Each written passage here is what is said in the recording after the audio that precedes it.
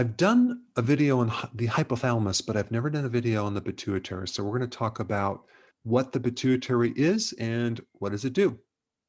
It's part of the endocrine system. Now, it's been called the master gland, but to me, it's not really the master gland because the hypothalamus is higher than the pituitary on the echelon of order of what controls what.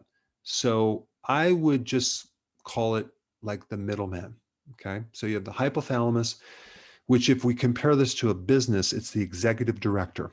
It holds the function of the certain plans that are sent down the organization. Okay. So with the hypothalamus, it has pre-programmed plans of action depending on the environment. So the pituitary is constantly in communication with the environment back and forth with all your perception of getting data and then adapting the various functions of the body to your environment to make sure you stay at a certain constant. So that has to do with what's called homeostasis, the ability to be stable within your environment. So if it's cold, your body's going to pick up information and adapt to that coldness. If you're being chased by a tiger, it's going to adapt to that situation. So when I say pre-programmed plans, I'm talking about various reactions that occur for various situations. So the hypothalamus is going to send down the plan to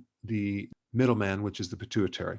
And in a business, we would call that the manager, right? So the manager doesn't necessarily do the work of the organization, but it coordinates and gets other employees or staff to do the work. So it's responsible for coordination, giving certain people certain jobs to do and making sure that they do it. And so they're also responsible for compliance. And then we have the next echelon in an organization where you have employees or staff. They're doing the work, very specific jobs. And then when they comply to that job, the manager usually manages by statistics to make sure that that job was done. And so the statistics are the feedback that the manager and the executive director get from the workers, especially if it's a very large organization where there's a lot of different things going on. The executive director is not going to go to every single staff member and find out what they did. They're going to work through managers so they can do more work. Now, if we had a football team, we would have the owner of the team, we would have the coach, and then we have the quarterback, and then we have the other players. Now, the pituitary has a front part called the anterior part, and then a back part called the posterior part. Now, as far as functions go, 80% of the function is going to be more for the anterior part. So with the back part, the posterior part, we have two main hormones, okay? Oxytocin, which does a lot of things, but the two main functions has to do with pregnancy, the releasing of breast milk, and the contraction of the uterus. Then we have another hormone called vasopressin, which has to do with the retention of fluid in the kidney.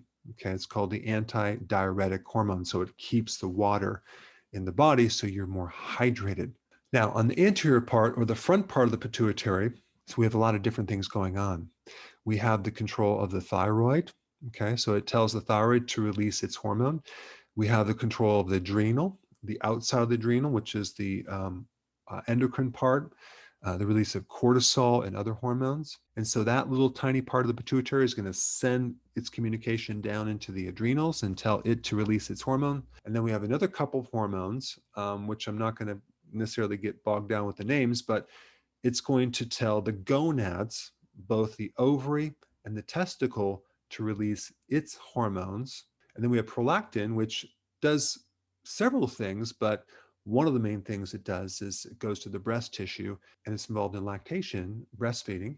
And then we have a communication that goes to the liver, and that's growth hormone. And the growth hormone is going to go to the liver and tell another hormone what to do. It's called IGF number 1, which is kind of an extension off the growth hormone.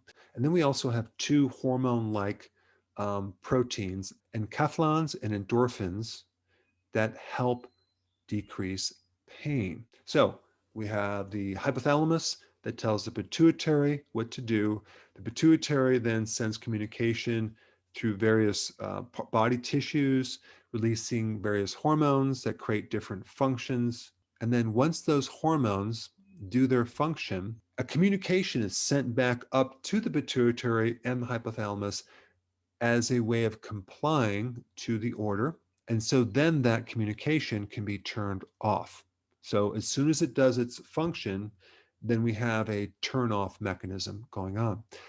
Now, some of these hormones are on an automatic thing. It's called a circadian wave. For example, the menstrual cycle, the sleep cycle, growth hormone elevates during sleep.